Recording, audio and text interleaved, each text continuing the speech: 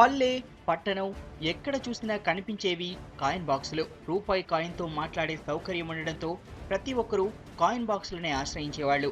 నిరుద్యోగులకు ఉపాధి కల్పించేవి కాయిన్ బాక్సులు. కాయిన్ బాక్సుల ముచ్చట ఎంతో కాలం నిలవలేదు. వీటి స్థానాన్ని సెల్ ఫోన్లు ఆక్రమించాయి. కడప జిల్లాలో బిఎస్ఎన్ఎల్, ఐడియా, ఎయిర్టెల్, రిలయన్స్ కంపెనీలకు చెందిన 20,000 కాయిన్ బాక్సులుండేవి. అయితే సెల్ ఫోన్లతో లాభం ఎక్కువగా ఉండడంతో ఆయా కంపెనీలు మార్కెట్లోకి సెల్ ఫోన్లను విడుదల చేశాయి. అందరికీ అందుబాటు ధరల్లో ఫోన్లు ఉండడంతో పాటు మొబైల్ వినియోగం తప్పనిసరిగా మారింది.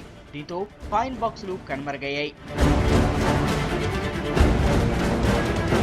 ఒకప్పుడు సెల్ ఫోన్ స్టేటస్ సింబల్గా ఉండేది. ప్రస్తుతం సెల్ ఫోన్ ప్రతి ఒక్కరికి నిత్యావసరంగా మారింది.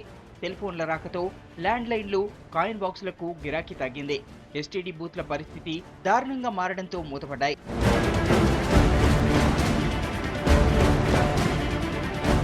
ఒకప్పుడు కాసుల వర్షం కురిపించిన కాయిన్ బాక్సులు సెల్ ఫోన్ల తాకిడికి తట్టుకోలేకపోయాయి. దీంతో ఆదరణ కరువై కనుమరుగవుతున్నాయి.